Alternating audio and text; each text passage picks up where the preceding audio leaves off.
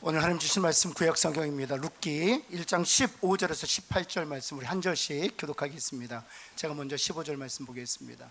나오미가 또 이르되 보라 내 동서는 그의 백성과 그의 신들에게로 돌아가나니 너도 그의 동서를 따라 돌아가라 하니 내게 어머니를 떠나며 어머니를 따르지 말고 돌아가라 강권하지 마옵소서. 어머니께서 가시는 곳에 나도 가고 어머니께서 머무시는 곳에 나도 머물겠나이다. 어머님의 백성이 나의 백성이 되고 어머니의 하나님이 나의 하나님이 되시리니 어머니께서 죽으시는 곳에서 나도 죽어 거기 묻힐 것이라. 만일 내가 죽는 일 외에 어머니를 떠나면 여호와께서 내게 벌을 내리시고 더 내리시기를 원하나이다 하는지라. 나오미가 룻이 자기와 함께 가기로 굳게 결심함을 보고 그에게 말하기를 그치니라. 아멘. 오늘 성가대가 찬양한 그 내용 그대로 옆 사람 한번 축복할까? 우리끼리 부모들끼리 축복합시다. 수고하셨습니다. 축복하십니다. 뭐랄까요? 특별히 오늘은 부모 공경은 신앙입니다 라는 제목으로 말씀 증거하도록 하겠습니다. 제가 그 어버이 삼행시를 좀 알려드릴게요. 집에 가서 꼭 써먹으세요. 자녀들에게 주는 삼행시인데 약간 자녀들이 부담스러울 수도 있습니다. 한번 여러분 어버이 운을 한번 띄워주시겠습니까? 시작. 어디든지 따라간다. 어디든지 따라간다. 예, 그 다음 버스를 타든지 기차를 타든지 비행기를 타든지 배를 타든지 어딘든 간다. 그다음 마지막 이 이유는 내가 그곳에 있기 때문에. 이건 박수 받을 일은 아니고 가서 여러분 꼭 써보시라고. 네가 그곳에 있기 때문에. 이게 엄마의 마음 아닙니까? 이게 아빠의 마음 아닙니까?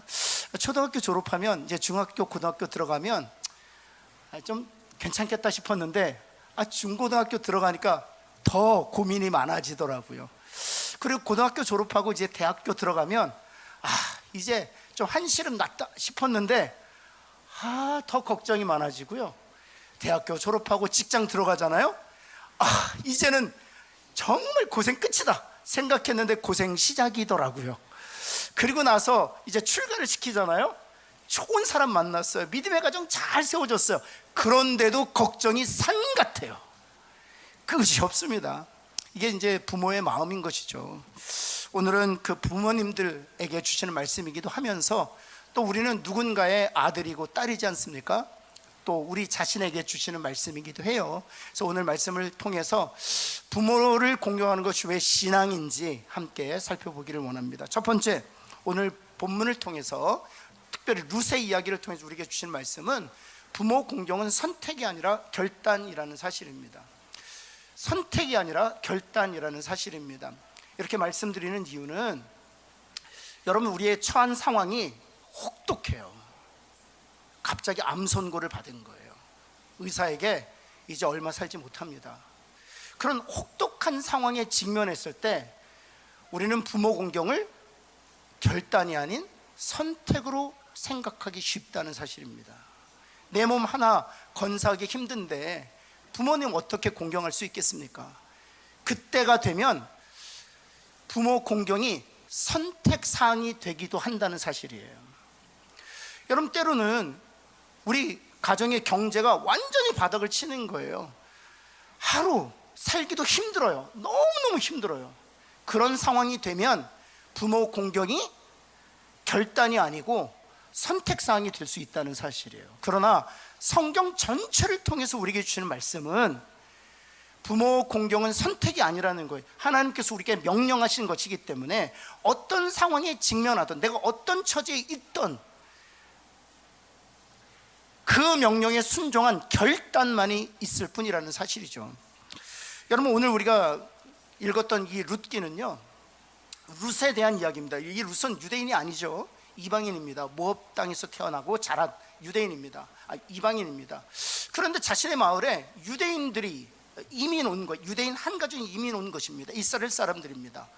근데 그 사람들의 이름은 아비멜렉이라는 사람이었고 아내는 나오미라는 사람이었습니다. 그런데 그들에겐 두 아들이 있었어요. 기론이라는 첫째 아들과 둘째 말레온이라는 아들이 있었습니다. 근데 이 같은 마을에서 자랐던 이 룻이 그 두 아들 중에 한 사람과 사랑에 빠지게 되고요, 가정을 갖죠. 그런데 결혼하기 직전에 시아버지가 죽어요.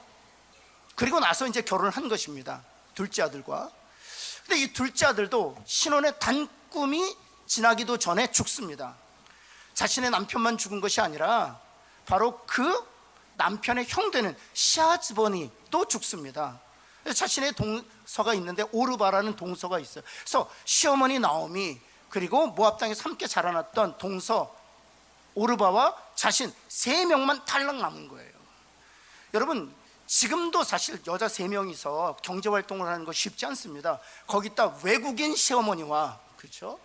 두 며느리가 그 땅에서 살아간다는 것 자체가 너무 녹록지 않은 거예요.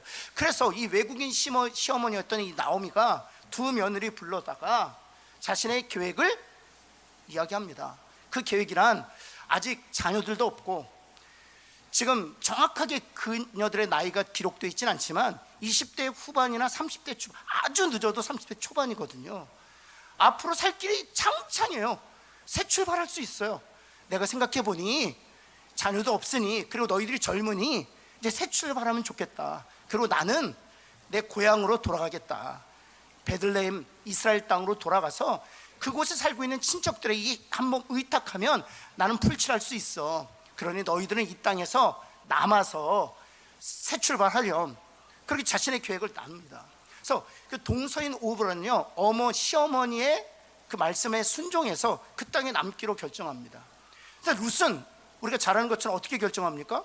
어머니 따라서 가겠다는 거예요. 여러분, 이방인이 유대인 사회에서 사는 거 쉽지 않습니다. 유대인이 이방인 땅에서 사는 것은 괜찮아요. 그러나 이 철저히 나면서부터 자란 곳이 이방인이었고, 모든 것이 이방인이었던 이 룻이 유대인 그 소사이어티 들어가서 살아내는 것 자체가 버거운 일이에요. 유대인들은요, 이방인들을 철저히 배척했습니다. 여러분, 여인들만 배척했을 뿐만 아니라 이방인 여인이기 때문에 그 사회 계층적으로 보면 제일 밑이었어요. 노예보다도 못한 대우를 받았습니다. 근데 그것을 룻이 알고 있었어요. 근데 어미 나오미가 자신의 고향 유대 땅으로 돌아갈 때 이 룻이 무엇이라고 고백하느냐, 우리가 읽었던 본문이에요. 16절 말씀만 볼까요? 구체적으로 보면 룻이 이르되 내게 어머니를 떠나라고 하지 마십시오. 그리고 어머니를 따르지 말고 돌아가라, 새 출발하라 하고 강권하지도 마십시오. 어머니께서 가시는 곳에 나도 가겠습니다. 그리고 어머니께서 머무르시는 곳에 나도 머물겠습니다. 여러분, 다시 말씀드리면 이방인 여인이 유대인 그 사회에 들어가서 적응한다는 거 쉽지 않아요.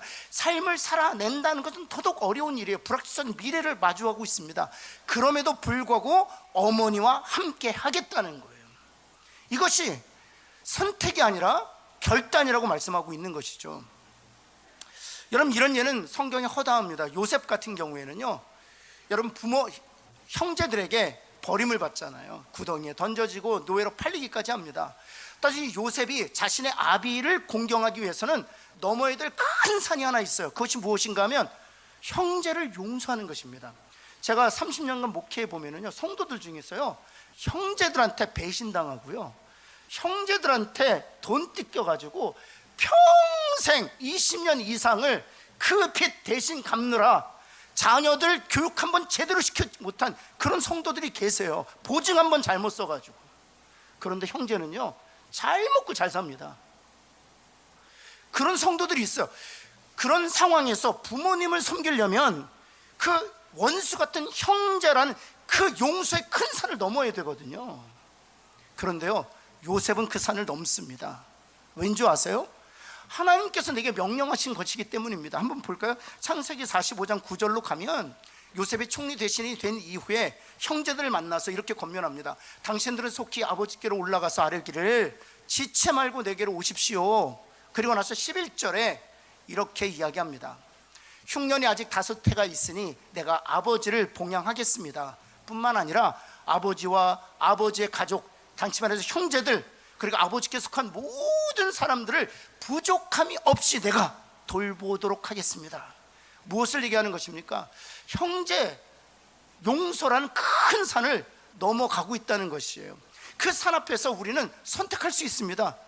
그런데 요셉은 선택하지 않았다는 거예요. 결단했다는 거예요. 부모를 공경하기 위해서 형제까지도 품는 요셉을 볼 수가 있는 것이죠. 여러분, 예수님은 어떠셨는 줄 아세요?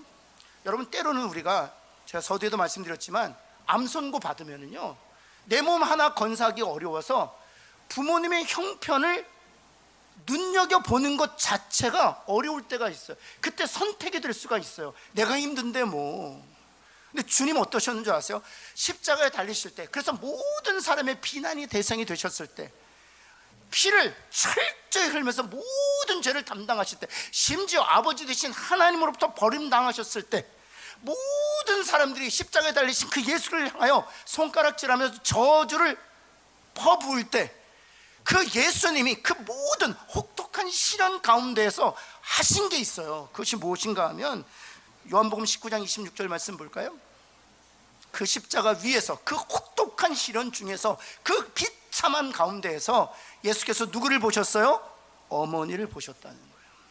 그리고 나서 여러분, 그 다음 절 한번 볼까요? 27절에 무엇을 합니까?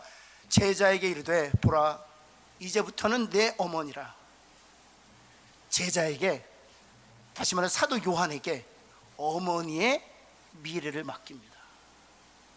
이것은 선택이 아니라 결단이라고 우리에게 주님이 십자가에서 촉구하고 계시는 거예요. 여러분, 뿐만 아니라요, 그 제자가 사도 요한이라고 말씀드렸잖아요. 사도 요한이 죽을 때까지 이 어머니를 섬깁니다.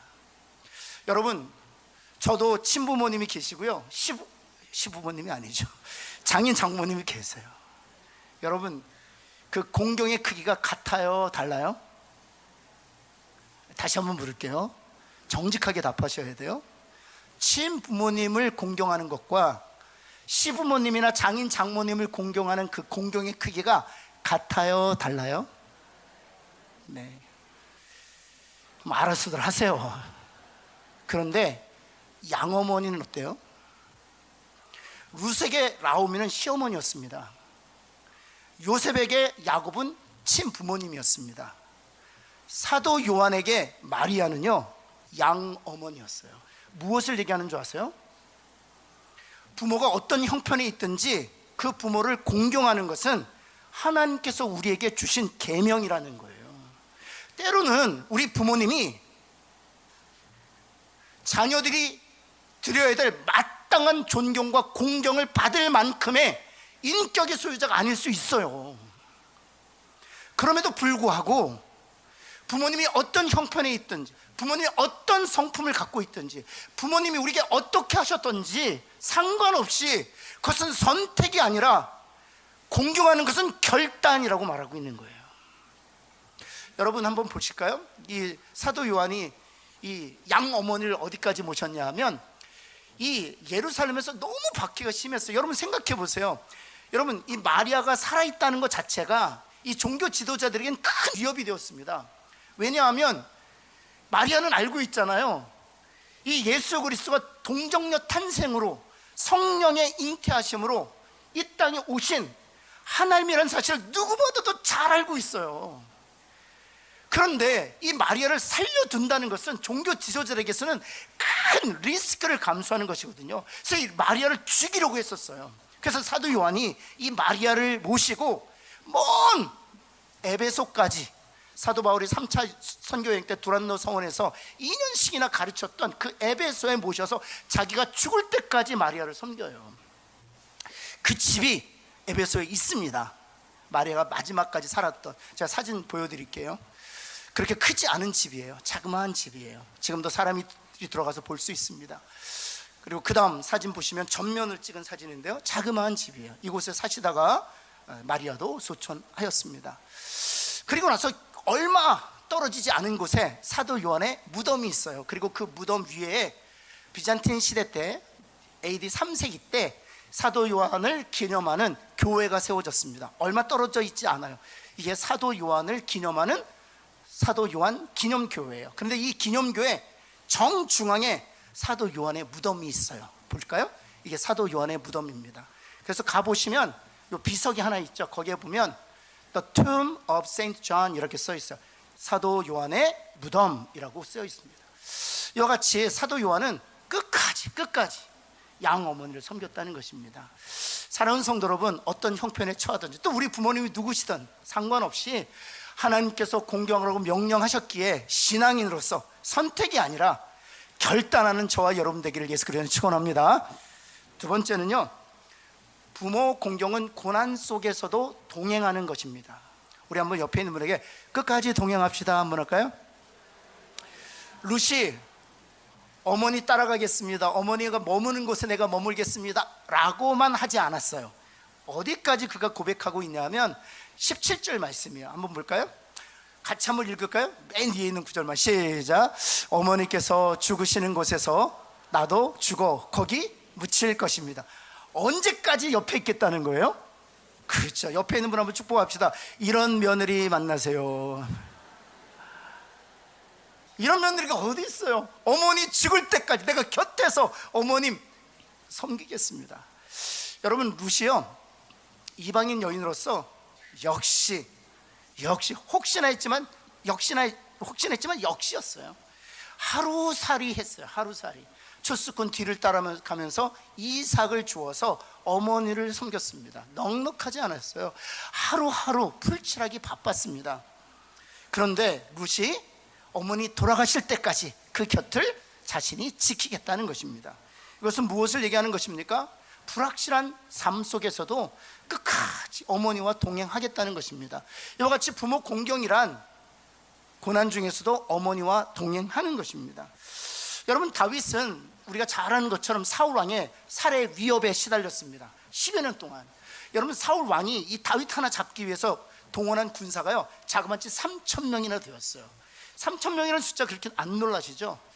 여러분, 이스라엘 백성들이 출애굽할 때 200만이나 되는 이스라엘 백성들을 다시 잡아오기 위해서 이 바로 왕이 동원한 군대의 숫자가 600명밖에 되지 않았습니다. 600명 정도면 200만이나 되는 그런 이스라엘 백성들, 이 노예들을 한 번에 제압할 수 있거든요. 뿐만 아닙니다. 로마 시대에서는요, 독일을 점령하고 영국을 점령하고 프랑스를 점령하고 또 지금의 이란, 페르시아를 점령하는 데 있어서 1군단만 필요했어요. 1군단의 숫자는 4,000명밖에 되지 않아요. 4,000명이면 한 나라를 집어삼킬 수 있었습니다. 그런데 사울 왕은 단 한 명을 잡기 위해서, 단 한 명을 죽이기 위해서 몇 명의 군사를 동원했다고요?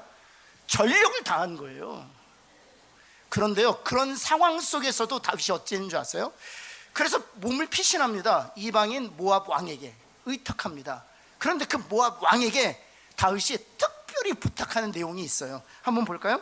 사무엘상 22장 3절이에요. 다윗이 모압 왕에게, 자신의 몸을 의탁한 모압 왕에게 부탁합니다. 하나님이 나를 위하여 어떻게 하실는지는 내가 알 수 없습니다. 하나님의 계획을 지금까지는 제가 분명히 알지 못합니다. 그러나 하나님의 계획을 알 때까지, 그것이 분명해질 때까지 나의 부모를 좀 지켜주십시오 라고 모압 왕에게 부탁하는 거예요. 그 뒤로 사울이 왕이 될 때까지 부모를 누가 지켜주느냐? 이 모압 왕이 다윗의 요청을 받고 지켜줍니다. 이것은 무엇을 얘기하는 것입니까? 그런 살해 위협 속에서 10년을 시달렸음에도 불구하고 자신의 부모를 섬기는 일에 최선을 다했음을 보여주고 있는 것이죠. 우리 이미 보았지만 예수님도 십자가에 달리시면서 모든 사람의 저주를 받으시고 모든 사람의 비난의 대상이 되시고 심지어는 하나님 아버지께로부터 버림을 받은 그 상황 속에서도 어머니를 끝까지 붙들고 있는 것을 보면, 오늘 하나님께서 저와 여러분에게 부모 공경하라 말씀하실 때 그 부모 공경의 실체는 고난 중에서도 끝까지 부모님과 함께 동행하는 거예요. 사랑하는 성도 여러분, 고난이 있을 수 있습니다. 혹독한 시련 가운데 있을 수 있어요. 그러나 끝까지 부모님과 동행하기로 결정하고 결단하는, 그리고 행동하는 저와 여러분 되기를 예수 그리스도의 이름으로 축원합니다. 저희 아버님이 이북에서 태어나셨어요. 평양에서 멀지 않은 곳에서 태어나셨습니다. 그리고 나서 일사후퇴 때 피난하셨어요. 일사후퇴 때 아버님께서 대학교 1학년이셨는데요 종종 아버님을 만나면 그런 얘기 해주세요. 신철아 내가 인민군이 될 뻔했다 그러시더라고요. 대학교 1학년이었으니까 군대 갈 나이잖아요. 그래서 인민군으로 끌려가다가 같은 친구의 도움을 받아서 941생으로 도망쳤대요. 그리고 나서 산속에서 굴을 파고 친구와 더불어 1년을 살았답니다. 어머니께서 감자 갖다 주고 고구마 갖다 주고 주먹밥 갖다 주면 산속에서 그거 먹고 1년을 버티다가 이제 미군이 압록강까지 쳐들었던 소시에 태극기 들고 만세 불렀다가 또 철수하는 바람에 미군과 함께 큰아버지와 함께 둘만 남쪽으로 내려왔어요. 근데 그 당시에 피난민들 사이에서 수많은 이야기가 전해지고 있지 않아요? 근데 그 중에 하나가 무엇인가 하면 어떤 크리스찬 청년이었어요. 어머니와 함께 피난을 하고 있는데요, 그 청년이 지게를 지고 있는 거예요. 근데 그 지게 위에 누가 앉아 있을까요? 어머니가 앉아 있는 거예요. 왜냐하면 걸을 수 없을 정도로 몸이 불편한 어머니였어요. 게다가 어머니가 치매를 앓고 있었습니다. 그래서 아들을 알아볼 수 없는 상황인 거예요. 같이 피난하던 분들이 계속 이 청년이 뒤처지는 거예요. 아무래도 지게 사람을 메웠으니 산을 오를 때는 얼마나 힘들겠어요. 강을 건널 때는 얼마나 위험이 따르겠어요. 그래서 같이 피난하던 사람들이 정말 조심스럽게 권면했대요. 뭐라고 권면했을까요? 여기까지 왔으면 됐다. 이러다가 당신도 죽고 어머니도 죽는다. 당신만이라도 살아야 되지 않겠냐. 치매 걸린 그런 병든 노인을 북한군도 어찌할 수 없을 것이다. 여기다 놓고 피난 가자. 그때 그 청년이 이랬답니다. 무슨 말씀이세요? 어머니 때문에 제가 생명을 얻게 됐고요, 어머니 때문에 지금까지 걸을 수 있게 되었고요, 어머님 때문에 내가 믿음의 사람이 될 수 있었습니다. 어머니는 저의 짐이 아니라 은혜예요. 그리고 끝까지 어머니를 지게 지고 남쪽으로 피난했다는 이야기예요. 여러분, 이런 이야기들을 통해서 우리에게 주시는 말씀이 무엇입니까? 고난 중에서도 부모님을 공경하는 것은 동행이라고 말씀드리는 거예요. 부모님과 함께 고난 중에서도 동행하기를 주저하지 않는 하나님의 사람들 되시기를 예수 그리스도에 다시 한번 축원합니다. 마지막이에요. 여러분, 그렇다면 왜 하나님께서는 이렇게 고집스러울 만큼 우리 모든 그리스도인들의 부모를 공경하라 이렇게 명령하고 계시는 것? 부모가 어떤 상황에 처하든, 또 내가 어떤 형편에 있든, 또 부모가 어떤 성품의 소유자든 상관없이, 또한 친부모이든 시부모님이든 또 장인 장모님이시든 또는 양어머니든 상관없이 그렇게 부모를 공경하고 명령하신 이유가 어디 있느냐? 바로 세 번째 이유 때문이에요. 같이 한번 읽어볼까요? 시작. 부모 공경은 다음 세대에 남기는 축복이기 때문에 그래요. 여러분, 에베소서 6장 2절 말씀 한번 볼까요? 이렇게 말씀하고 있습니다. 같이 한번 읽겠습니다. 시작.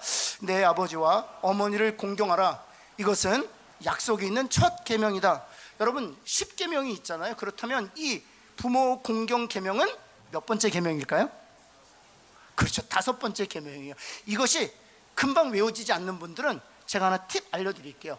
오마이 내 부모님을 공경하라. 5니까 5계명. 저 그렇게 외우고 있거든요. 그래서 5계명이요. 그렇다면 5계명까지 오기 위해서는 몇 개의 계명을 거쳐야 되는 거예요? 4개의 계명을 거쳐야 되잖아요. 근데 이 4개의 계명에는 약속이 없어요.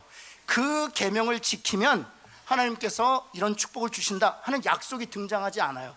근데 제일 처음에 계명을 지키면 하나님이 축복하신다는 약속이 등장하는 계명이 바로 이 5번째 부모 공경의 계명이에요. 이 계명을 지키면 하나님이 이런 축복을 주신다 어떤 약속이 첫 번째 등장하는 것이 바로 이 5번째 계명. 그래서 약속이 있는 첫 번째 계명이다 라고 얘기하는 거예요. 그렇다면 그 약속이 무엇일까요? 바로 3절에서 이렇게 소개하고 있습니다. 같이 한번 읽어볼까요? 시작. 이로써 내가 잘되고 땅에서 장수하리라. 두 가지가 있죠. 잘된다, 장수한다. 어디에 무게중심이 있어 보여요?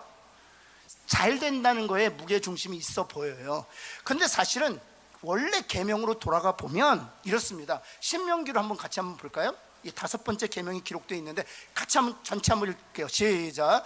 너는 내 하나님 여호와께서 명령한 대로 내 부모를 공경하라. 그리하면 내 하나님 여호와가 내게 준 땅에서 내 생명이 일고 복을. 원래 계명은 어디에 중점이 있어요? 생명이 긴 것에 중점이 있습니다. 그리고 복을 누리리라 하는 것은 생명을 길게 누리는 것 자체가 복이다 라고 말하고 있는 거예요. 그래서 에베소서 6장 3절은 어떻게 읽어야 되느냐? 잘 되고 그 다음에 장수한다, 그런 뜻이 아니고요. 잘 될 건데 그 잘됨의 요체가 뭐냐? 장수한다, 그런 뜻이에요. 그렇다면 이 생명이 길다, 장수한다는 게 무슨 뜻입니까? 두 가지 의미가 있어요. 첫 번째는 육체적으로 장수한다 하는 의미예요. 제자들 중에 제자들이 몇 명이나 있죠? 12명이 있습니다. 근데 12명 중에 가장 오래 산 제자가 누굴까요? 사도 요한입니다. 90세 이상 살았어요. 여러분, 30년 전만 해도요 60살이 되면 뭐 했습니까? 혹시 여러분 중에 환갑하신 분 계세요? 요즘엔 환갑한다면 손살을 야야야 남사스럽다, 그리고 여행 가시거나 두 분이 나가서 식사하시거나 그래요. 저는 하려고요. 남들 못 해보는 거 저도 다 해보려고요. 저희 아버님은 환갑하셨거든요. 그리고 95세까지 살고 계십니다. 저도 할고 100세 살려고. 여러분, 그런데 여러분, 그때 환갑했던 이유가 어디에 있어요? 60까지 살면 30년 전만 해도요 오래 산 거예요. 장수한. 그래서 환갑하고 잔치했던 것이죠. 그런데 여러분, 사도 요한 당시에는요 평균 수명이 45세였습니다. 그리고 크리스찬들은 더 일찍 죽었어요. 왜냐면 복음 전했기 때문에 순교당해서 40세 이전에 다 순교당했어요. 여러분, 그런데 사도 요한은 몇 살까지 살았어요? 90세 이상, 2배를 살았단 말이죠. 그 이유는 무엇일까요? 사도 요한이 누구를 섬겼기 때문에? 그렇죠. 많은 성서학자들이 그 얘기예요. 왜 하나님께서 그쪽 복을 주셨느냐? 하나님이 약속하셨기 때문이라는 거예요. 그런데 두 번째 이유가 더 큽니다. 생명이 길다는 것은 어떤 의미일까요? 제가 하나님 주신 장수의 축복을 받아요. 100세를 살아요. 그런데 저희 아들들이 예수를 믿지 않아요. 저희 아들들이 불신앙적으로 살아요. 그렇다면 그 장수가 복이 될까요? 짧은 인생을 살아요. 그런데 우리의 자녀들이 보니까 저보다 신앙이 더 좋아요. 저희 자녀들이 저보다 하나님 앞에 더 귀하게 쓰임받아요. 짧은 인생을 살아도 자녀들이 그 놀라운 하나님의 사람이 되는 게 더 복이 되잖아요. 그래서 생명이 길다는 것은 실은 어떤 의미가 있냐면, 하나님께서 그리스도로 말미암아 내게 주신 하나님의 생명이 내 당대에서 끊어지지 아니하고 내 다음 세대까지 이어진다는 것. 그리고 그 다음 세대에서 끊어지는 것이 아니라 그 다음 세대로 영적인 유산을 물려진다는 거예요. 그 축복을 주시겠다는 거예요. 그리고 보면 성경의 이야기 들어보면 다 두 번째가 맞아요. 여러분, 루세 이야기를 한번 다시 돌아가 볼까요? 그렇게 어머니 섬겼잖아요. 그런데 그 섬김의 결과를 4장에서 이렇게 결론 짓고 있습니다. 한번 볼까요? 4장 17절 말씀에 보면, 이제 룻이 아이를 낳습니다. 오벳이에요, 이름이. 근데 그는 이 오벳이 누구냐 하면 다윗의 아버지인 이새의 아버지였다, 이렇습니다. 이 오벳이 어디까지 연결되고 있는 거예요? 다윗까지 연결되고 있어요. 그래서 룻기 마지막 절 21절과 22절을 보면 이렇게 매듭을 짓고 있습니다. 이것은 같이 한번 보아스부터 읽어볼까요? 시작. 보아스는 오벳을 낳았고, 오벳은 이새를 낳고, 이새는 무슨 얘기하는 거예요? 룻에게 주셨던 하나님의 생명이 룻에게서 멈추지 않고 오벳에게서 확장되고 이새에게서 더 넓어지고 다윗에서 가장 큰 열매를 맺었다는 거예요. 부모를 공경할 때 하나님께서 이런 생명을 다음 세대에 주실 줄을 믿습니다. 이게 룻 얘기만 아니에요. 요셉도 이 형제 용서라는 큰 산을 넘어서 부모를 공경했잖아요. 요셉에게 어떤 축복을 주셨냐 하면, 여러분, 이스라엘에 몇 지파가 있습니까? 12지파가 있잖아요. 그런데 다른 형제들은요 다 한 목만 받았어요. 르우벤도 한 목, 심지어 예수 그리스도가 속한 유다 지파도 한 목. 그런데 오직 한 형제만이, 한 사람만이 두 목을 받았어요. 누구냐 하면 요셉입니다. 요셉의 아들 므낫세와 에브라임이 두 목을 받습니다. 이 두 목을 받은 것은 무엇 때문이냐? 르우벤이 장자였는데 하나님께서 장자의 권리를 빼앗으시고 이 장자의 권리를 누구에게 주셨어요? 요셉에게 주셨어요. 한번 볼까요? 신명기 보면 장자의 권리를 이렇게 기록하고 있습니다.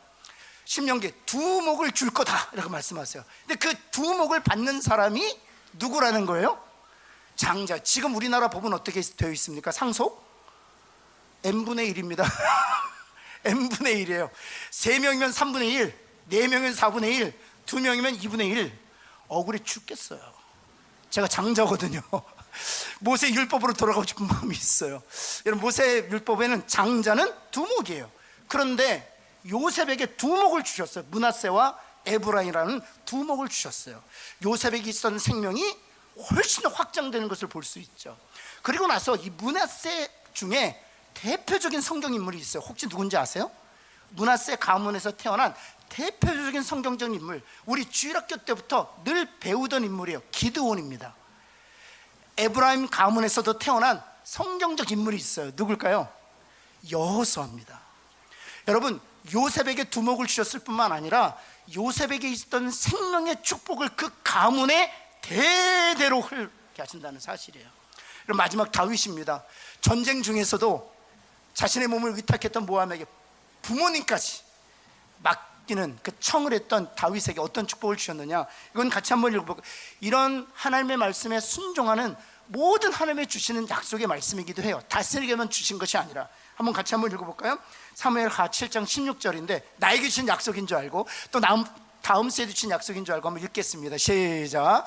내 집과 내 앞에서 영원히 보존되고 내 왕위가 영원히 견고. 여기 영원이라는 단어가 두 번이나 등장하잖아요. 영원히 보존되고 영원히 견고하게 할 거라는 거예요.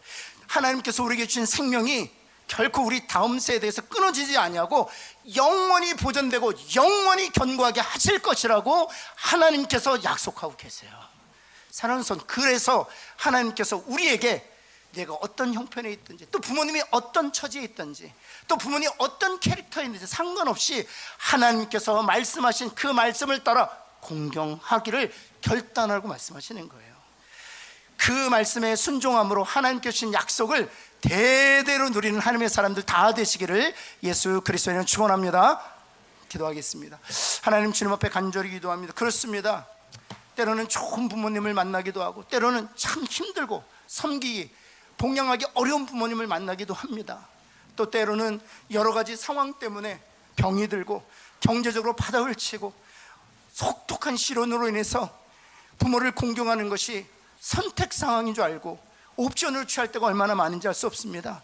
이 모든 것을 뛰어넘고 하나님이 말씀하신 대로 그 계명을 따라 순종하기로 결단하는 하나님의 사람들이 되게 하여 주옵소서. 그리하여 하나님이 주신 그 약속을 대대로 누리는 하나님의 사람들, 하나님의 가정들, 하나님의 가문들 되게 하여 주옵소서. 하나님, 우리에게 주신 이 생명이 우리에게서 멈추는 것이 아니라 다음 세대도 확장되게 하여 주옵시고, 그 다음 세대 더 풍성해지는 은혜를 경험하게 하여 주옵소서. 예수 그리스도의 이름으로 기도합니다. 아멘.